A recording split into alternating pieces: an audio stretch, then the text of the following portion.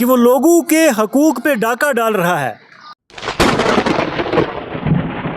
ये इस काबिल नहीं है, ये डिप्टी चीफ मिनिस्टर रहने के काबिल नहीं है। इनको कुर्सी से हटाया जाए और हमारे कॉन्स्टिट्यूएंसीज के लोगों के साथ इंसाफ किया जाए। डिप्टी सीएम साहब को उसके ओहदे से बरतरफ करना चाहिए और एक इंक्वायरी बिठानी चाहिए कि वाकई में अगर ऐसा हुआ है तो उसके खिलाफ कानूनी कार्रवाई भी अमल में लाई जानी चाहिए।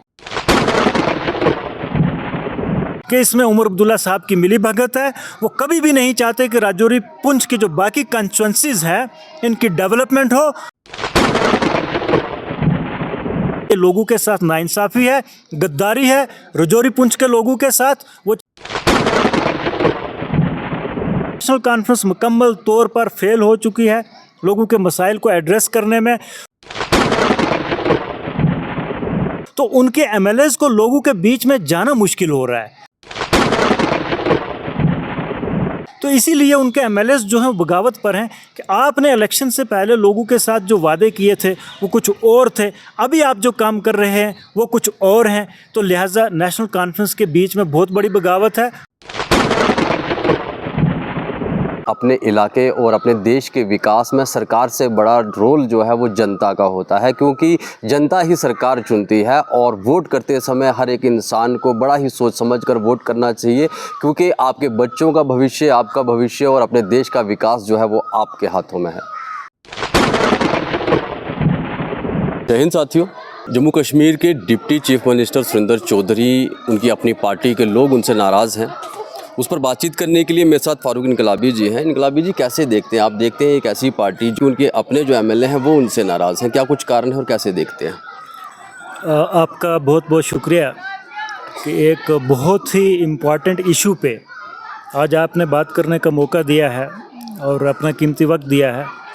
मैं दो सवाल पूछना चाहूँगा हमारे जम्मू कश्मीर के चीफ मिनिस्टर साहब से कि इस वक्त जो हमारे डिप्टी चीफ मिनिस्टर हैं सुरेंद्र चौधरी साहब, उन पर एलिगेशंस लग रहे हैं कि उन्होंने खित्ता पीर पंचाल की जितनी भी कॉन्स्टिट्यूएंसीज़ हैं, इन कॉन्स्टिट्यूएंसीज़ का जो डेवलपमेंट एक्टिविटीज़ के लिए जो फंड्स मरकज़ी हुकूमत की तरफ से दिए गए हैं डिफरेंट डेवलपमेंट एक्टिविटीज़ के लिए, जिसमें ज़्यादातर फोकस जो है वो सड़कों पे किया गया है। एलिगेशंस डिप्टी चीफ मिनिस्टर पर है कि उन्होंने खित्ता पीर पंचाल के लिए जो फंड्स रिलीज़ किए गए हैं उस टोटल अमाउंट से 63% पैसा जो है डिप्टी चीफ मिनिस्टर साहब ने अपनी कॉन्स्टिट्यूएंसी में जो है वो खर्च करवाया है। और एलिगेशन जो लोग लगा रहे हैं वो कोई अपोजिशन पार्टी के लोग नहीं लगा रहे हैं। एलिगेशंस जो डिप्टी चीफ मिनिस्टर साहब के खिलाफ लग रहे हैं वो विद इन द पार्टी हैं। यानी नेशनल कॉन्फ्रेंस के ज़्यादातर एमएलएज जो है राजौरी पुंछ में वो ये इल्ज़ाम लगा रहे हैं कि डिप्टी चीफ मिनिस्टर साहब जो हैं उन्होंने राजौरी पुंछ की आवाम के साथ धोखा किया है, गद्दारी की है। और जो भी राजौरी पुंछ की आवाम के लिए डेवलपमेंट के लिए मरकज़ी हुकूमत की तरफ से फंड्स जो है वागज़ार किए गए हैं उसका 63% हिस्सा जो है डिप्टी चीफ मिनिस्टर साहब ने अपनी कॉन्स्टिट्यूएंसी में जो है वो खर्च किया है और कर रहे हैं। ये बहुत बड़ा एलिगेशन है।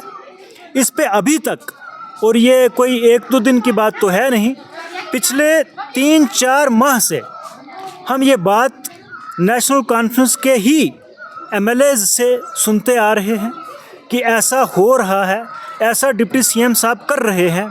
और बहुत वक्तन फ़वक्तन उन्होंने अपनी नाराज़गी जो है चीफ मिनिस्टर साहब के सामने भी जाहिर की है। बावजूद उसके इस वक्त तक उमर अब्दुल्ला साहब चुप हैं इस इशू पर और डिप्टी सीएम साहब अपनी कुर्सी पर बने हुए हैं। ये बदकिस्मती है हमारे जम्मू कश्मीर के लोगों के लिए कि एक ऐसा शख्स जिस पर इतना बड़ा एलिगेशन लग रहा है कि वो लोगों के हकूक़ पे डाका डाल रहा है। देखिए प्रेम साहब, मैं आपको बताना चाहूँगा कि तमाम जो हमारी कॉन्स्टिट्यूएंसीज़ हैं, तमाम कॉन्स्टिट्यूएंसीज़ के लोगों को हक हासिल है इक्वल डेवलपमेंट का। और जब भी सरकार की तरफ से किसी बजट में पैसा रखा जाता है, वो चाहे एजुकेशन का सेक्टर हो, हेल्थ का हो, रोड्स एंड बिल्डिंग का हो या दीगर एग्रीकल्चर सेक्टर हो, उस वक़्त ये ख्याल रखा जाता है कि तमाम कॉन्स्टिट्यूंसीज़ के लिए उनका जो हिस्सा है वो उनको मिलना चाहिए, बराबर का हिस्सा मिलना चाहिए। और पर्टिकुलरली जो रूरल एरियाज़ हैं, जो दूर दराज इलाके हैं, उनका ख़ास ख्याल रखा जाता है, और बिलखुसूस सड़कों के मामले में। और आज हम देख रहे हैं कि गुज़श्ता माह एक नेशनल कॉन्फ्रेंस की मीटिंग हुई है कश्मीर में, जो इसी मुद्दे को लेकर के हुई थी कि कुछ जो हमारे ऑनरेबल एमएलए साहिबान हैं राजौरी पुंछ से, नेशनल कॉन्फ्रेंस के ही हैं ज़्यादातर, उन्होंने ये एलिगेशन लगाए थे कि हमारा जो डिप्टी चीफ मिनिस्टर साहब है ये हमारी बात नहीं सुनते हैं, और जो फंड्स आते हैं मरकज़ी हुकूमत की तरफ से या स्टेट के बजट में भी जो पैसा रखा जाता है इलाके की डेवलपमेंट के लिए, उसका 63% हिस्सा जो है डिप्टी चीफ मिनिस्टर साहब अपनी ताकत का गलत इस्तेमाल करते हुए अपनी कॉन्स्टिट्यूंसी की तरफ डाइवर्ट करते हैं। डिप्टी सीएम के राजौरी पुंछ के दौरे को बाइकआउट किया गया, इस फैसले को कैसे देखते हैं? बिल्कुल, मैं इसीलिए आज इस इशू पे बात करना चाहता था कि गुज़श्ता माह नेशनल कॉन्फ्रेंस की हुकूमत की तमाम एमएलएज़ की मीटिंग कश्मीर में होती है इसी इशू को लेकर के, और अब जब नेशनल कॉन्फ्रेंस के और जम्मू कश्मीर के इस वक्त deputy chief minister Rajouri Poonch के दौरे पे जाते हैं और नेशनल कॉन्फ्रेंस के ही एमएलएज़ उनकी हर मीटिंग का बाइकआउट करते हैं, उनके साथ नहीं जाते हैं, नाराज़गी जाहिर करते हैं, चीफ मिनिस्टर साहब को एक मैसेज देना चाहते हैं कि ये जो डिप्टी चीफ मिनिस्टर साहब हैं ये इस काबिल नहीं है, ये डिप्टी चीफ मिनिस्टर रहने के काबिल नहीं है, इनको कुर्सी से हटाया जाए और हमारे कॉन्स्टिट्यूंसीज़ के लोगों के साथ इंसाफ किया जाए। बावजूद उसके उमर अब्दुल्ला साहब चुप हैं, तो फिर मैं तो सीधे लफ्ज़ों में कहूँगा कि इसमें उमर अब्दुल्ला साहब की मिली भगत है। वो कभी भी नहीं चाहते कि राजौरी पुंछ की जो बाकी कॉन्स्टिट्यूंसीज़ हैं इनकी डेवलपमेंट हो। और आज की डेट में मैं आपको कहना चाहूँगा प्रेम साहब कि जब आप नौशहरा के अंदर जाएंगे, जब आप डिप्टी सीएम साहब की अपनी कॉन्स्टिट्यूंसी में जाएंगे, आपको कोई मोहल्ला, कोई गली ऐसी नहीं दिखेगी जहाँ पे पक्की सड़क नहीं है। तो फिर ये कैसे पॉसिबल है?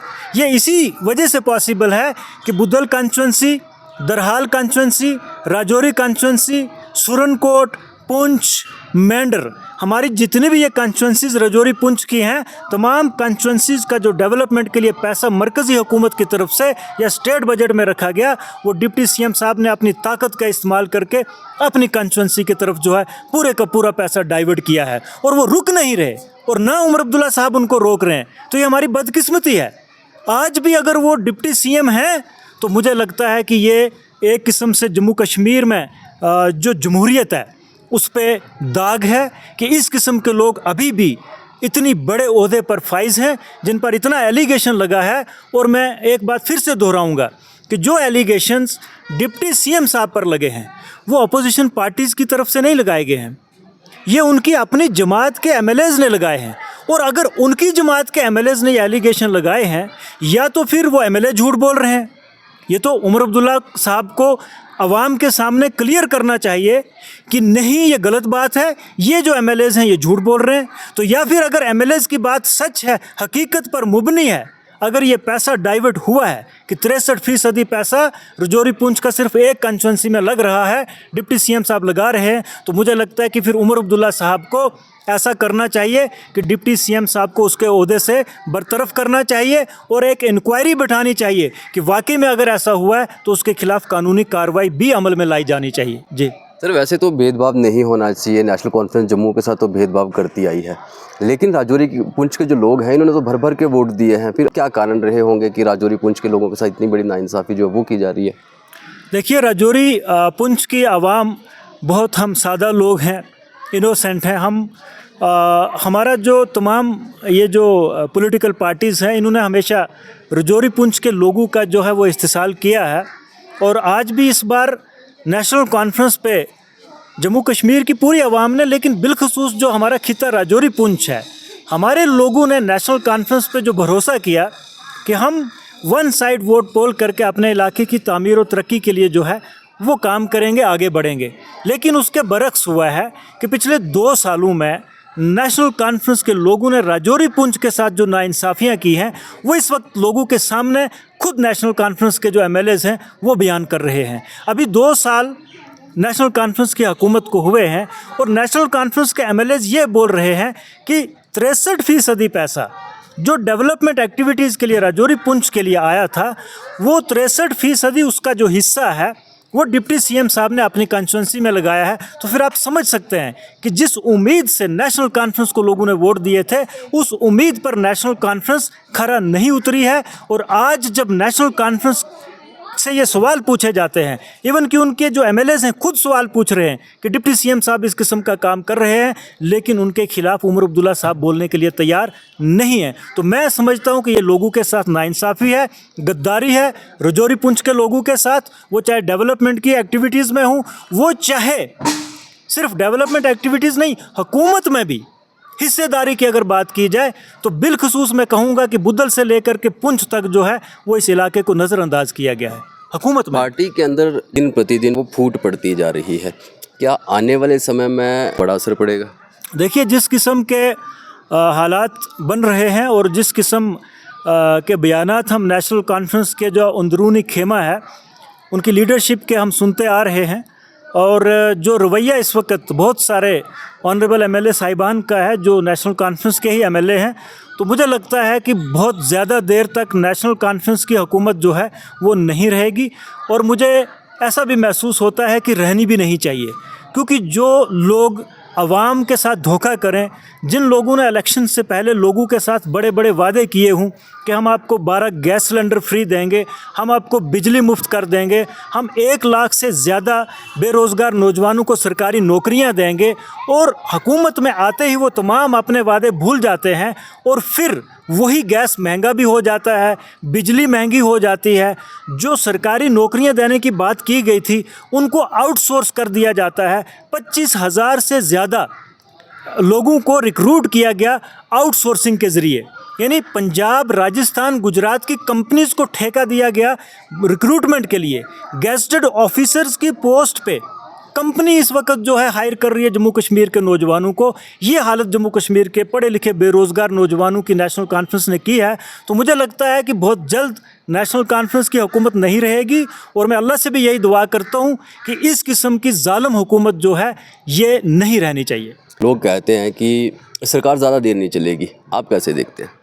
मुझे पूरी उम्मीद है कि नेशनल कॉन्फ्रेंस की हुकूमत बहुत जल्द गिर जाएगी, और नेशनल कॉन्फ्रेंस की हुकूमत में बैठे 25 से ज़्यादा जो इनके एमएलएज हैं वो बगावत पे होंगे, और नेशनल कॉन्फ्रेंस के लोग जो हैं ये घर बैठेंगे। मुझे पूरी उम्मीद है। कारण सुरेंद्र चौधरी रहेगा या कुछ और? नहीं, मैं आपको बताऊं कि नेशनल कॉन्फ्रेंस को जो वोट इस बार मिले हैं, बहुत सारे नए चेहरे हैं नेशनल कॉन्फ्रेंस के बीच में, और लोगों ने इन पर भरोसा किया था कि इस बार हम एक बदलाव लाएंगे और उस बदलाव से हमारे इलाके की तरक्की होगी। अब हुआ उसके बरक्स, जब 2 साल हो चुके हैं मुकम्मल, नेशनल कॉन्फ्रेंस मुकम्मल तौर पर फेल हो चुकी है लोगों के मसाइल को एड्रेस करने में, तो उनके एमएलएज को लोगों के बीच में जाना मुश्किल हो रहा है। तो इसीलिए उनके एमएलएज जो हैं वो बगावत पर हैं कि आपने इलेक्शन से पहले लोगों के साथ जो वादे किए थे वो कुछ और थे, अभी आप जो काम कर रहे हैं वो कुछ और हैं। तो लिहाजा नेशनल कॉन्फ्रेंस के बीच में बहुत बड़ी बगावत है, होनी भी चाहिए। और मैं तो ऐसे एमएलएज को मुबारकबाद भी पेश करूँगा कि अगर वो आज नेशनल कॉन्फ्रेंस से बगावत करते हैं तो फिर हमें ये महसूस होगा कि ये लोगों के हमदर्द हैं। अगर नहीं करते हैं तो फिर मुझे लगता है कि वो लोग भी सिर्फ अपनी तनख्वाह, कुर्सी और बंगले के लिए काम कर रहे हैं, लोगों के लिए काम नहीं कर रहे हैं। जी, जनता हमेशा वोट बैंक की तरह यूज़ हुई है, भोली वाली जनता के लिए आपको कोई मैसेज? देखिए, मेरी बिलखुसूस राजौरी पुंछ की आवाम से गुजारिश है कि जब भी इलेक्शन आते हैं तो मेरी आपसे हाथ जोड़ के गुजारिश है कि एक तो आप सोच समझ के पढ़े लिखे नौजवानों को आगे लाएं सियासत में। दूसरा, मेरी आपसे ये गुजारिश है कि आप काबिलियत देखें। हमारे राजौरी पुंछ में एक बहुत परेशानी है कि जब इलेक्शंस नज़दीक आते हैं तो ये जो बड़े सियासी लोग हैं, बड़े सियासी लीडर्स जो हैं, ये हमारे पीर व मुर्शद जो लोग हैं उनका इस्तेमाल करते हैं, और हमारे भोले भाले लोग जो हैं वो डर जाते हैं कि हमें बद्दुआ लग जाएगी। उस बद्दुआ के डर से जब हम वोट डालते हैं तो नाअहल, नालायक, करप्ट, डाकू लोग जो हैं वो सियासत में आगे चले जाते हैं। हमारे मसाइल जूं के तू रह जाते हैं। तो मेरी गुजारिश रहेगी रजौरी पुंछ के लोगों से कि आप, हमारा जो अकीदा है वो अपनी जगह है, हमारा मज़हब है अपनी जगह है, ये सियासत है, इसमें हमें ऐसे लोगों को चुन के असम्बली में भेजना है, ऐसे लोगों को चुन के कौंसल में भेजना है जो वाकई में इस काबिल हूँ, ईमानदार हूँ, पढ़े लिखे हूँ, नौजवान हूँ और उनकी नीयत साफ़ हो कि वो हमारे इलाके की, आपकी, हमारे लिए तामीर व तरक्की के लिए काम करने के लिए आगे जाएं। जब हम पीर साहब की बात सुन के, अपने पीर और मुर्शिद की बात सुन के वोट डालने जाएंगे तो फिर हमारे काम आप फिर भूल जाएं, क्योंकि फिर ऐसे नाअहल लोग हमारे ऊपर मुसल्लत हो जाते हैं जो इस काबिल नहीं होते और हमारा नुकसान होता है। तो क्योंकि बिलखुसूस जो हमारा रजौरी पुंछ जो है, हमारे पीर परस्त लोग हैं, मानते हैं, मानना चाहिए, अपनी जगह है, इज़्ज़त करनी चाहिए। लेकिन जब वो लोग आते हैं वोट मांगने के लिए किसी कैंडिडेट के लिए, तो मुझे लगता है कि उस वक़्त आप खुद फैसला करें कि आप अपने बच्चों के लिए इस वक्त कौन सा फ़ैसला आपके लिए सही है और कौन सा फ़ैसला गलत है। बहुत बहुत धन्यवाद, बहुत शुक्रिया। अपने इलाके और अपने देश के विकास में सरकार से बड़ा रोल जो है वो जनता का होता है, क्योंकि जनता ही सरकार चुनती है और वोट करते समय हर एक इंसान को बड़ा ही सोच समझ कर वोट करना चाहिए, क्योंकि आपके बच्चों का भविष्य, आपका भविष्य और अपने देश का विकास जो है वो आपके हाथों में है।